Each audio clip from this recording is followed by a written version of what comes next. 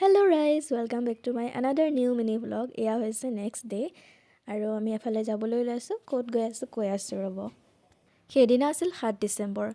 অসমৰ সংবাদ তথা সাহিত্য জগতৰ বটবৃক্ষ হোমেন বৰগোহাঁই ছাৰৰ উপজা দিনত আৰু আমাৰ প্ৰাণৰ শিল্পী জুবিন গাৰ্গ জুবিনদাৰ স্মৃতিত পোনপ্ৰথমবাৰৰ বাবে লখিমপুৰৰ আজাদত নৱজ্যোতি ৰংগমঞ্চৰ প্ৰাংগণত বিনামূলীয়া গ্ৰন্থমেলা অনুষ্ঠিত হৈছিল আৰু আমি গৈ পাই এয়া জুবিনদা আৰু হোমেন বৰগোহাঁইদেৱৰ সন্মুখত ধূপচাকি জ্বলাই ল'লোঁ। তাৰ পাছতে এয়া আমাৰ মামা ছোৱালীহঁতো আহিছে, সিহঁতৰ লগতে গোটেইকেইটা বহি ল'লোঁ। মূল সভা তেতিয়াও আৰম্ভ হোৱা নাছিল, অলপ সময় আছিল, গতিকে আমি ধুনীয়াকৈ বহি ল'লোঁগৈ। আচলতে আমাৰ মাৰ ফালৰ গোটেইখিনি ফেমিলি আজাদৰ ওচৰে পাঁজৰে আছে, গতিকে মই মাহীহঁতৰ ঘৰত আছিলোঁ আৰু মাহীহঁতৰ ঘৰৰ পৰা এতিয়া ইয়ালৈ আহিলোঁ। আকৌ ইয়াৰ পাছতে মই আকৌ যাম মামাহঁতৰ ঘৰলৈ। এয়া সমবেত সংগীতৰে অনুষ্ঠান আৰম্ভণি হ'ল আৰু এই অনুষ্ঠানটিৰ মুখ্য তথা নিৰ্দিষ্ট বক্তা আছিল নিতুমণি শইকীয়া ছাৰ। নেক্সট পাৰ্টটোৰ সৈতে আকৌ লগ পাম। আজিৰ ভিডিঅ'টো ইমানতে সামৰণি মাৰিছোঁ। আজিলৈ আহিছোঁ, বাই।